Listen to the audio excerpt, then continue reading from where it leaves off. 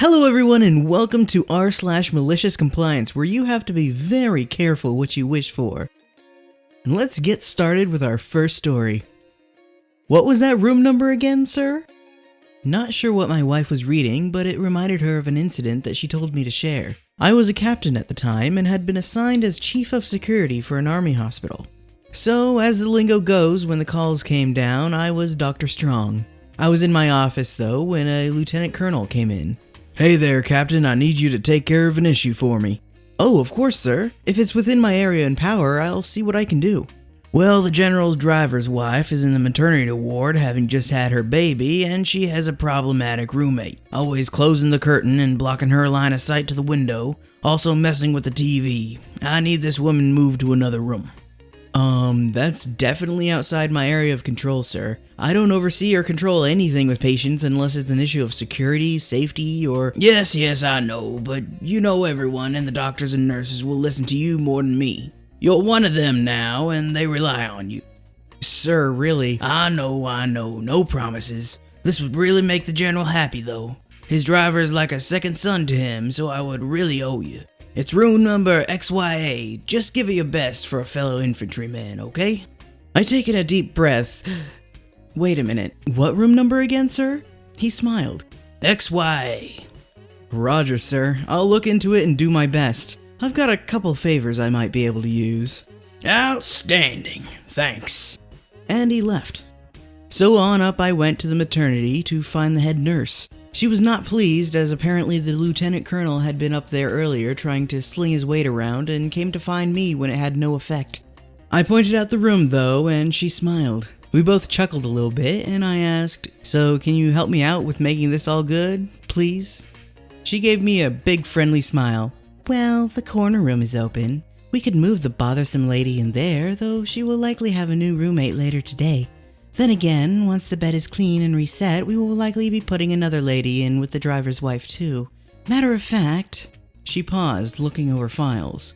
"It will probably be Miss Hispanic lady having her fourth kid. She was likely to be going in the corner room, but with the move, she would have to go in with the driver's wife." "Well, if that's how it has to be, as long as we can accommodate the lieutenant colonel's request." "Okay, but you're helping move the lady out of the room." "Yes, ma'am, of course." The lady, who had been causing such disturbances for the driver's wife, was quite calm and gave no issues with the move, nor even asked any questions.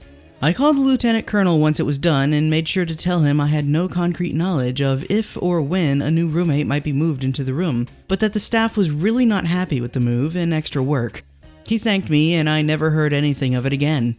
The entertaining part of the whole thing? The bothersome lady who got the room with the better view, the woman who had kept closing the curtain for some privacy and turning down the loud crap the driver's wife kept putting on the TV, was my wife, who had just had our first kid.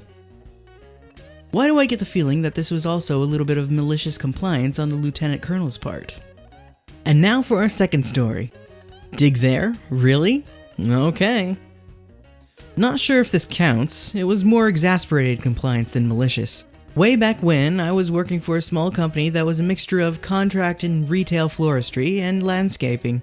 One of our clients was a large local conferencing hotel. We started off supplying them with flowers for their corporate clients, and then their main points of customer contact, and finally the boss talked them into letting us do work on the grounds as well.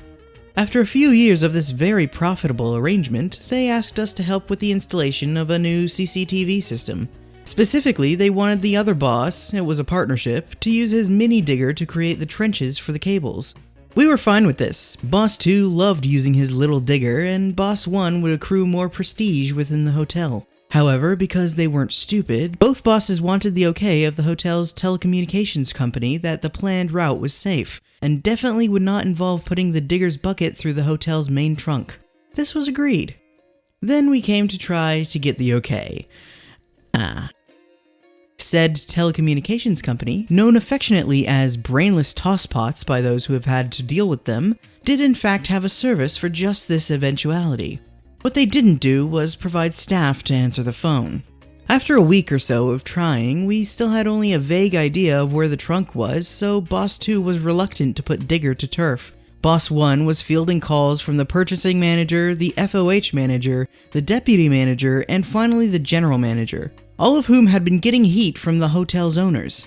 Boss 1 was polite but firm with them all, pointing out that delaying the installation of the CCTV was surely less disruptive than cutting off all communications into and out of a conferencing hotel. 4 managers agreed with him. The owners didn't. Finally, Boss 1 said he would tell Boss 2 to start digging only on receipt of a written order to do so, that also absolved the company of any and all resulting damage. The fax machine whirred to life. I said it was way back in the day. Boss 1 called Boss 2, Boss 2 started work. Within 5 minutes, the hotel had lost all communications. On a Friday afternoon, their peak time for getting last-minute booking requests from people with a money-to-sense ratio I can only dream of. Oh, the hotel also worked with the insurance companies. They had a number of apartments that were hideously expensive, but were also popular when it came to housing people who had house fires and the like. Of course, they tried to deflect this. We showed the owners their written instruction, which was nice. When the telecom company got involved, they also tried to blame us. We pointed out that if they'd provided their service as advertised, we'd have known where not to dig. We didn't end up on the hook for the damaged telephone trunk or the hotel's lost sales. Sadly, I was not privy to the arrangement reached between the hotel and the telecoms company, but I did notice a reduction in quotes for any hard landscaping work at the hotel. Really, people, if someone's looking out for your best interests and they ask for your repeated instructions in writing, have a think about what you're demanding. Now that's truly advice to live by. And now for our last story. Karen's bad day at the fair. So this is a short one, but one of my favorite Karen experiences working on the carnival. I ran a lemonade stand at the time, and I was pretty young, maybe 19 or 20. I'd been working this job for quite some time now, and while there's no official manager position for the stand, that's the role I played. It was a pretty slow day, so I was the only one on the stand, my coworker being on an extended break. We often take 2 to 3 hour breaks alternating throughout the day. You know that meme? The original Karen meme? Yeah, that woman, or at least very well could have been her, walks up to my stand to order a lemonade, followed by who I assume is her son, close in age to myself. I've made literally thousands of lemonades at this point working fairs. There's one simple recipe, and unless I'm asked prior to adjust it, which I'm happy to do, I make it per our recipe. Well, I make the lemonade and hand it over to her. After one sip, Karen becomes furious. Did you put sugar in this lemonade? Yeah, why? You don't put sugar in lemonade. Yes, ma'am, that's part of our recipe.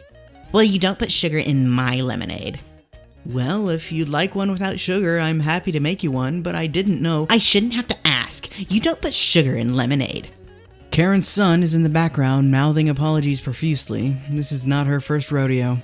Okay, my apologies, ma'am. I'll make you another one. I go to my cooler where I have stored away a 1-gallon jug of pure lemon juice I had squeezed the day before from lemons that would not hold up much longer in the heat. I take a cup with some ice and fill it to the brim. No water to dilute it, straight lemon juice.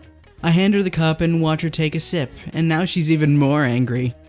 What the heck is this? Give me my money back. I'm sorry, ma'am, but I don't do refunds for custom orders. I need to speak to your manager right now. I am the manager. Please leave my stand. A good 5 to 10 seconds go by while she stands there, incredulous and absolutely fuming, before her son, trying to hold back a smile, convinces her to leave so they can try a different stand. I still feel bad for the son to this day, as he was incredibly embarrassed over the situation and seemed like a pretty polite guy. Beyond me how a woman with that sort of entitlement could possibly raise a son like that, but who knows what was going on in her life that day. Either way, makes no difference to me, I got my sweet revenge. Who drinks lemonade without sugar? I guess that explains her sour attitude. Thank you for watching. If you like this content, don't forget to subscribe and turn on notifications to receive more videos like this every day.